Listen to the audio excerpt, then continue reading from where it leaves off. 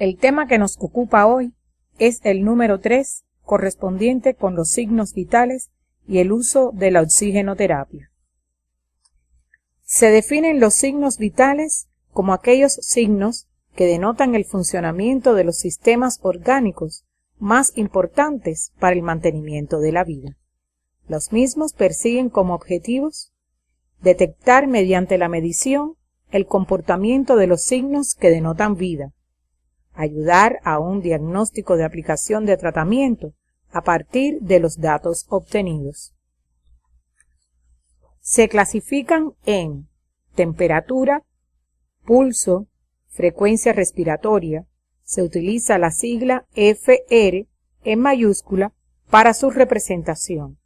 Frecuencia cardíaca. Se utiliza la sigla FC en mayúscula para su representación. Tensión arterial. Se utiliza la sigla TA en mayúscula para su representación. Cuando se decide medir los signos vitales, hay un grupo de condiciones que usted debe tener presente. Comprobar las condiciones higiénicas y el buen estado de los equipos antes de medir los signos vitales. No medir los signos vitales después de ejercicios físicos y emociones fuertes. La temperatura. La temperatura es el grado de calor de un cuerpo, resultante del metabolismo celular. Varía de acuerdo con el lugar donde se mida. Las mediciones en diversas personas han demostrado una amplitud de temperaturas normales desde aproximadamente 36 grados Celsius hasta 37,5 grados Celsius. La medición de la temperatura se realiza con termómetros clínicos, electrónicos o químico de puntos.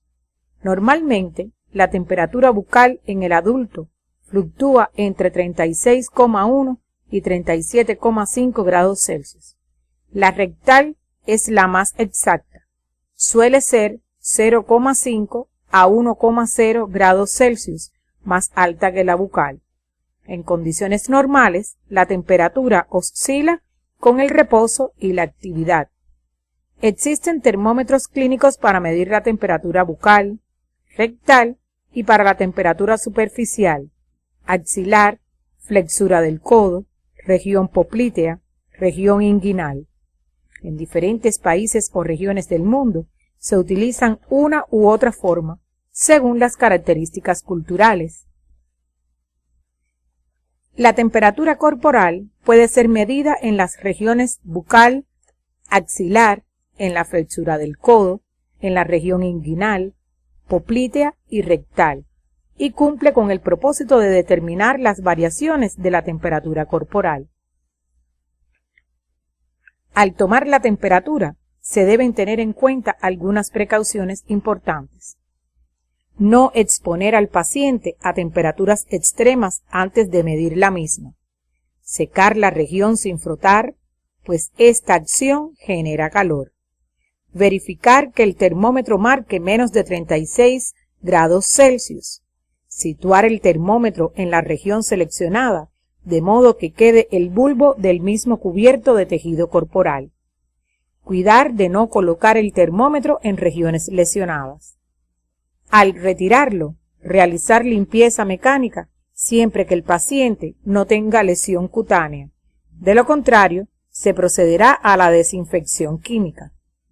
Limpia el termómetro con movimientos de rotación desde la punta bajando hacia la zona de mercurio, es decir, de lo limpio a lo sucio.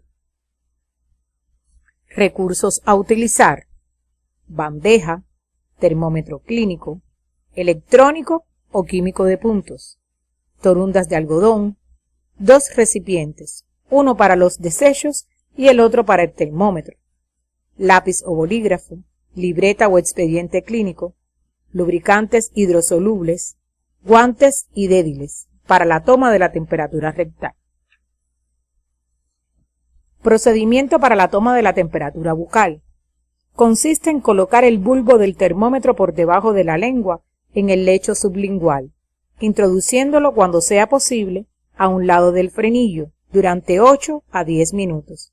De este modo, se favorece el contacto del mercurio con los vasos sanguíneos, superficiales y permite obtener una medición exacta.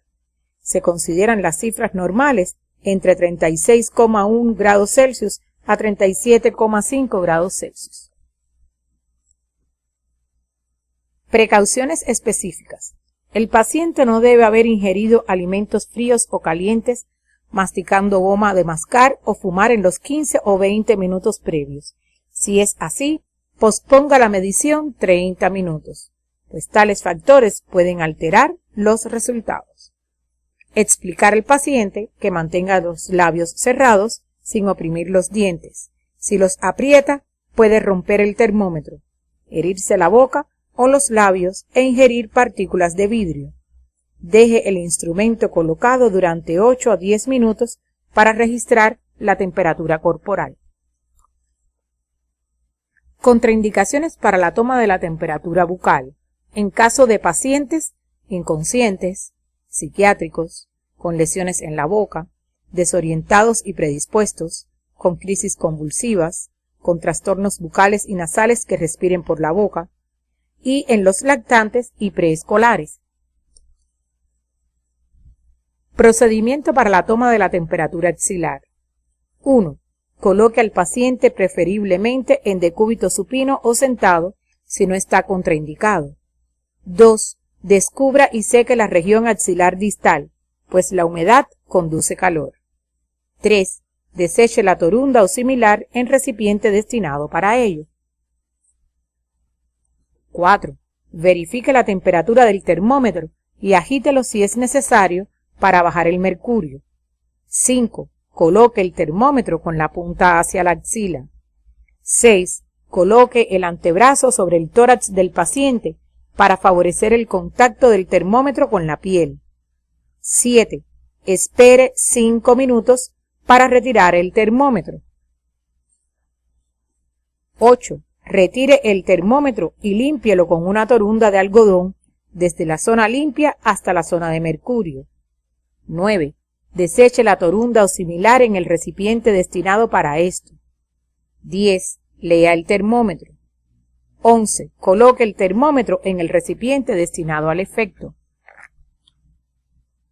Procedimiento para la temperatura en la flexura del codo.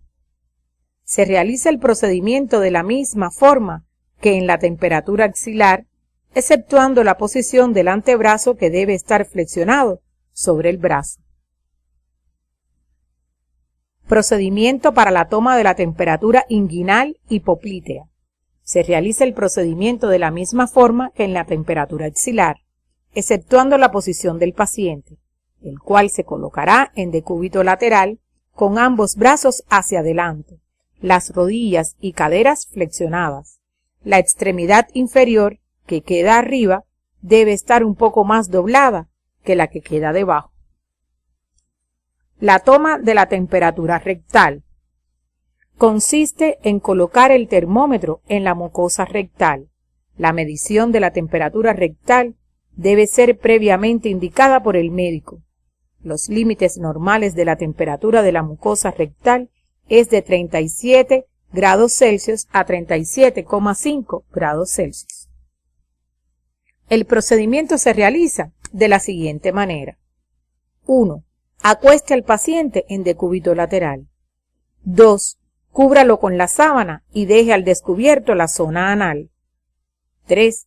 Verifique la temperatura del termómetro y lubrique la punta en una extensión de 1,5 centímetros para un lactante y de 4 centímetros para un adulto.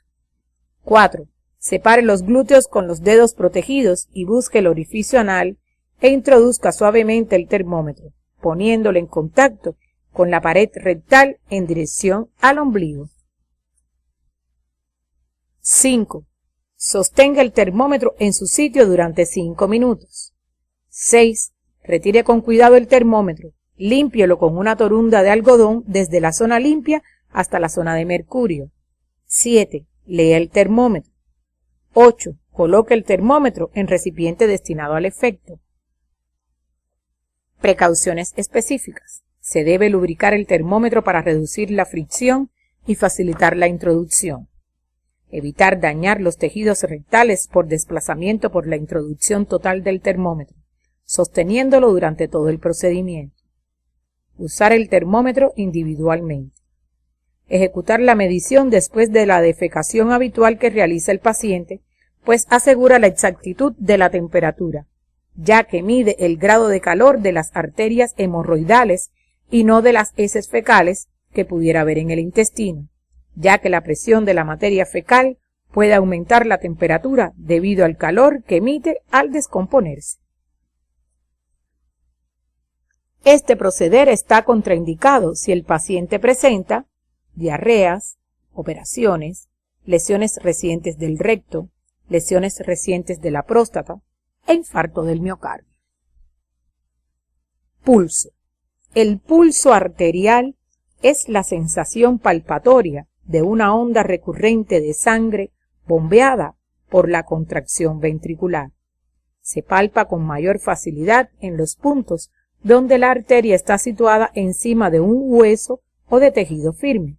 En los adultos y niños mayores de 3 años se mide en la arteria radial. Suele ser el más accesible y se comprime con facilidad contra el radio. En niños menores de 3 años es mejor medir el latido precordial. La medición del pulso tiene como objetivo detectar mediante la medición de la frecuencia del pulso las variaciones del mismo. Entre sus precauciones se mencionan: palpe la arteria sobre un plano resistente para que le permita percibir las pulsaciones. No haga demasiada presión al realizar la palpación para que pueda recoger las características del pulso sin modificaciones. El pulso debe medirse antes de administrar medicamentos que puedan alterarlo. ¿Cuáles son las regiones más comunes para medir el pulso? Las arterias temporal, carotídea, humeral, radial, femoral y pedia. Los recursos que se necesitan son reloj con segundero, bolígrafo o lápiz bicolor y libreta o expediente clínico. Procedimiento a seguir. 1. Localice la arteria a explorar. 2. Coloque el dedo índice, medio y anular sobre la arteria seleccionada. 3. Coloque el brazo del paciente sobre un plano resistente con la palma de la mano hacia abajo para el pulso radial. 4. Mida el pulso al minuto. 5. Anote los resultados de la medición en el gráfico. Otro de los signos vitales es la frecuencia cardíaca o pulso precordial o latido apical, y se define como la auscultación de los latidos del corazón sobre la región precordial. Recursos que se necesitan: reloj con segundero, estetoscopio, torundas para limpiar las olivas, bolígrafo o lápiz bicolor, libreta o expediente clínico. Procedimiento para su medición. 1. Coloque al paciente en decúbito supino. 2.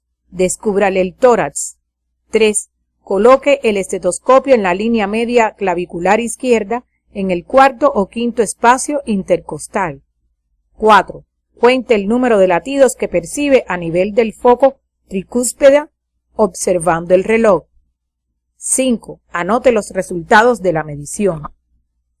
La respiración es la función por la cual el hombre toma oxígeno del aire y expulsa al exterior el anhídrido carbónico.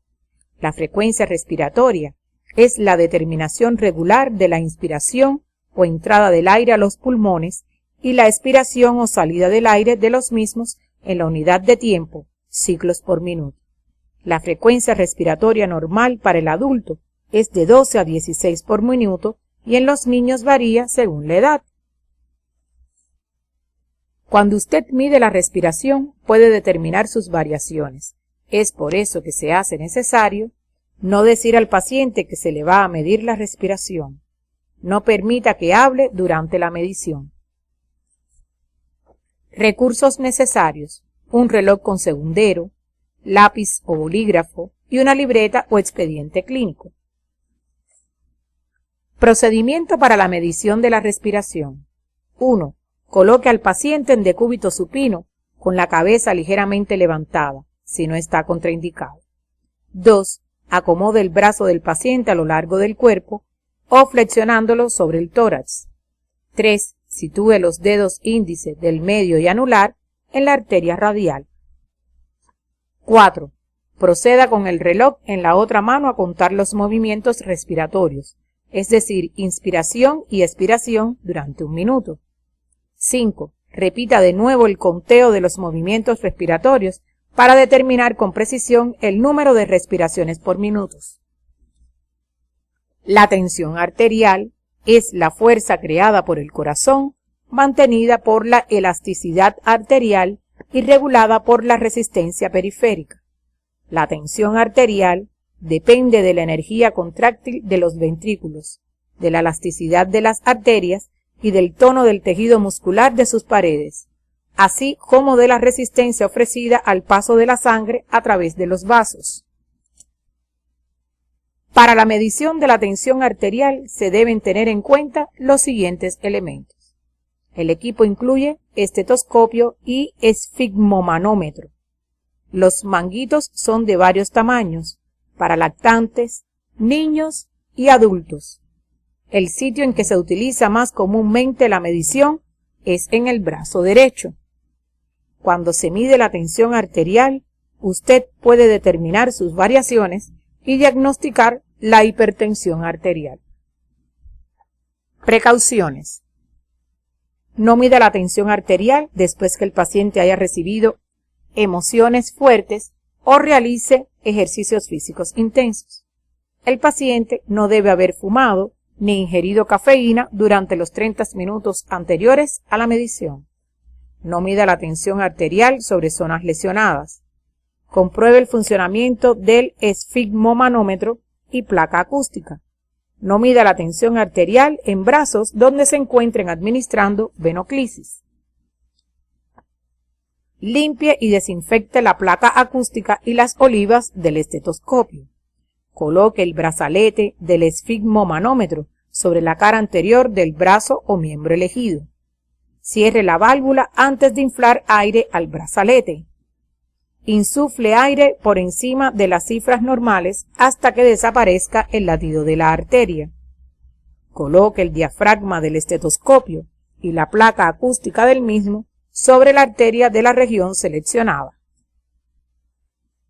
Regiones para su medición.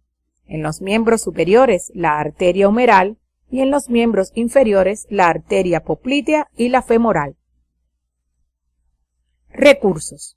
Esfigmomanómetro, estetoscopio clínico, riñonera para desechos, algodón para limpiar las olivas, bolígrafo o lápiz bicolor, libreta o expediente clínico. Procedimiento. 1. Acomode al paciente en posición de cúbito supino con la cabeza ligeramente levantada o sentado a la derecha del médico. 2. Espere hasta que hayan transcurrido 5 minutos de que el paciente esté en reposo para proceder a la medición de la tensión arterial. 3. La persona que realiza la medición de la tensión arterial debe estar preferentemente sentado. 4.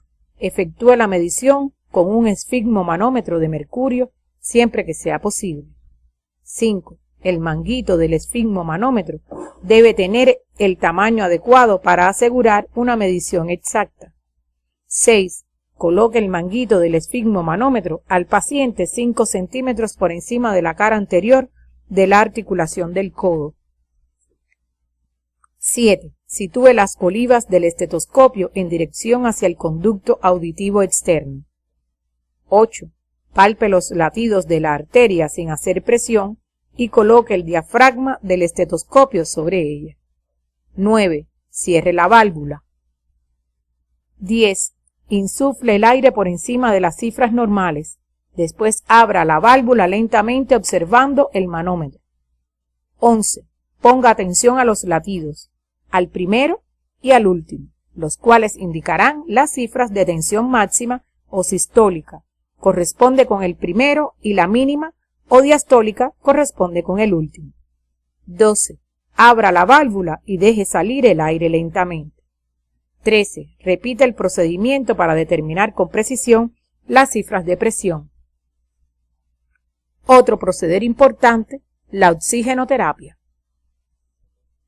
La oxigenoterapia es un proceder terapéutico que consiste en la introducción de oxígeno directo por la nasofaringe a aquellos pacientes que lo requieran. Conjuntamente con el oxígeno pueden administrarse medicamentos. La oxigenoterapia puede administrarse por catéter nasal o tenedor y otras formas de aplicarlo como la tienda o dosel. Sus objetivos: combatir la hipoxia, obtener acciones de la vasodilatación, broncodilatación y desinfección, y aplicar distintos métodos de la administración de oxígeno y de medicamentos. Precauciones. 1. En el área deben existir carteles en los que se lea oxígeno, no fumar, para evitar accidentes. 2. Aleje el oxígeno de los equipos eléctricos para evitar que alguna chispa pueda producir un incendio. 3. Saque de la habitación la lana, el nylon y otros materiales que puedan producir electricidad estática. 4. Mida y regule el número de litros que sale por minuto del cilindro. Observe si hay escape de oxígeno. 5. No utilice sustancias oleosas que queden en contacto con el oxígeno, pues producen combustiones. 6. Verificar si el cilindro o sus conexiones tienen oxígeno. 7. Limpiar las secreciones de las fosas nasales. 8. Humedezca el oxígeno para mantener la mucosa respiratoria en buenas condiciones y no se reseque. 9. Mantener el flujo de oxígeno a la cantidad de litros por minuto según indicación médica. 10. Detecte los síntomas y signos de intoxicación de oxígeno. Su grado depende de la presión, tiempo y concentración en que se administre. La oxigenoterapia por catéter nasal es la introducción de oxígeno húmedo directo por la nasofaringe, a través de un catéter en concentraciones terapéuticas indicadas por el facultativo y cuyo objetivo es netamente terapéutico. Precauciones. 1. Lavado médico o higiénico de las manos previamente. 2. Comprobar el funcionamiento del equipo. 3. Preguntar al paciente por cuál de las ventanas nasales se respira mejor y pasar el catéter por la que más dificultad presenta, siempre que no ofrezca resistencia al introducirla, facilitando la respiración adecuada.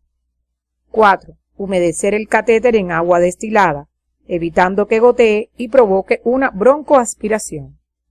5. Nunca lubricar el catéter con sustancias oleosas, evitando la irritación de la mucosa respiratoria. 6. Regule la concentración de oxígeno antes de colocar el catéter y déjelo funcionando durante su introducción hasta la orofaringe. 7. Al fijar el catéter nasal con el hilo y el esparadrapo, evite que quede tirante. 8. Verifique la posición de la punta del catéter por lo menos cada 2 horas. 9. Cambie el catéter, el tramo de goma y el agua destilada del frasco lavador. 10. Rotule el tramo de goma y el frasco lavador con la fecha, hora y firma. Recursos necesarios: bandeja, catéter número 8 y número 10, frasco lavador estéril, hilo o rollo de gasa, depresores, esparadrapo, recipiente con agua destilada estéril y suero fisiológico. Tramo de goma estéril, adaptador, tijera, recipiente para desechos, fuente de oxígeno, balón, manómetro, aditamento de presión y fuente de iluminación. Procedimiento: 1. Prepare el equipo. 2. Lavado de manos antes y después del proceder. 3. Informe al paciente del proceder a realizar y solicite su consentimiento.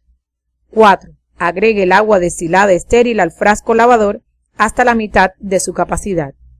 5. Conecte el catéter al tramo de goma mediante el adaptador, Abre el oxígeno y verifique la permeabilidad introduciendo el catéter en el recipiente con agua. 6. Mide el catéter a partir de la distancia que existe desde la punta de la nariz hasta el lóbulo de la oreja. 7. Humedezca el catéter teniendo en cuenta que no gotee. 8. Introduzca el catéter con mucha delicadeza hasta donde indique la medida hecha, mientras está fluyendo el oxígeno. 9. Después se le solicita al paciente, si está consciente, que abra la boca para comprobar la posición del catéter. 10. Fije el catéter con hilo o esparadrapo a la nariz y frente del paciente si es necesario o en la mejilla. 11. Recuerde que el catéter no debe estar en forma de ángulo. 12. Deje una longitud suficiente para que el paciente mueva la cabeza. 13. Fije el tramo de goma a la ropa de la cama con un aditamento de presión. 14. Acomode al paciente en posición semisentada. Oxigenoterapia por tenedor. Existen dos tipos de tenedores, el metálico y el plástico. El uso de la oxigenoterapia por tenedor cumple el objetivo de aplicar oxígeno cuando el paciente presenta dificultades para aceptar el catéter. Precauciones. Observe el estado técnico del tenedor. No es necesario humedecerlo ni medir la distancia. Debe tener cuidado con las fosas nasales del paciente. Fije el tenedor a la cabeza, mediante hilo o gasa, nunca por detrás, pues ocasiona malestar al paciente en decúbito supino. Recursos. Bandeja, tenedor metálico o plástico, frasco lavador estéril, hilo o rollo de gasa, esparadrapo, recipiente con agua destilada estéril o suero fisiológico, tramo de goma estéril, adaptador, tijera, recipiente para desechos. Procedimiento. 1. Prepare el equipo. 2. Lave sus manos antes y después del proceder. 3. Informe al paciente del proceder a realizar y solicite su consentimiento. 4. Agregue el agua destilada estéril al frasco lavador hasta la mitad de su capacidad. 5. Conecte el catéter al tramo de goma mediante el adaptador. Abra el oxígeno y verifique la permeabilidad introduciendo el catéter en el recipiente con agua. 6. Introduzca el tenedor con mucha delicadeza en las variantes nasales, mientras esté fluyendo el oxígeno. 7. Fije el tenedor de forma que no ocasione molestias. 8. Deje una longitud del tramo de goma suficiente para que el paciente mueva la cabeza. 9. Fije el tramo de goma a la ropa de cama con un aditamento de presión. 10. Acomode al paciente en posición semisentada. El aerosol es la administración de medicamentos no volátiles por inhalación mediante soluciones finamente nebulizadas en un medio de dispersión de oxígeno a través de dispositivos especiales. Tiene como objetivos obtener efectos terapéuticos, fluidificar secreciones de las vías respiratorias, facilita la expectoración y estimula la tos y logra una mejor oxigenación del paciente. Precauciones. Tener presente las precauciones generales de la terapéutica medicamentosa. Verificar que el frasco lavador no contenga agua. Verificar que el balón tenga oxígeno. Comprobar que el nebulizador que se utilice esté en perfectas condiciones. Cambie el tramo de goma según las normas higiénicas vigentes. Mantenga cubierto el extremo distal del tramo de goma antes y después del procedimiento. Mantenga una estricta vigilancia sobre la frecuencia cardíaca y la frecuencia respiratoria. Oriente al paciente a mantener el nebulizador con los labios, evitando presionar el mismo. Mientras se encuentre en este proceso, debe mantener el cuello extendido para garantizar la entrada del oxígeno. Recursos necesarios: bandeja, nebulizador estéril, medicamento indicado, agua destilada o suero fisiológico, balón de oxígeno con manómetro, tramo de goma y frasco lavador, jeringuilla y agujas, gotero estéril, vaso para el paciente con agua, máscara si es necesario, riñonera para desechos. Procedimiento. 1. Prepare el equipo. 2. Lave sus manos antes y después del proceder. 3. Informe al paciente del proceder a realizar y solicite su consentimiento. 4. Sitúa al paciente sentado o semisentado. 5. Prepare la jeringuilla. Cargue el medicamento y añádelo al nebulizador. 6. Adapte el nebulizador al tramo de goma y abra lentamente la llave del oxígeno. 7. Coloque el nebulizador en la boca del paciente. 8. Recuerde al paciente que tenga los labios cerrados y cubra el orificio superior del nebulizador en las inspiraciones y lo descubra durante las expiraciones. 9. Observe el movimiento de la nebulización hasta el final del tratamiento. 10. Cierre el oxígeno cuando esté terminada la solución. 11. Proceda a ofrecer agua y a realizar la fisioterapia respiratoria si está indicada. 12. Ofrécele recipiente para desechos si presenta tos o expectoración.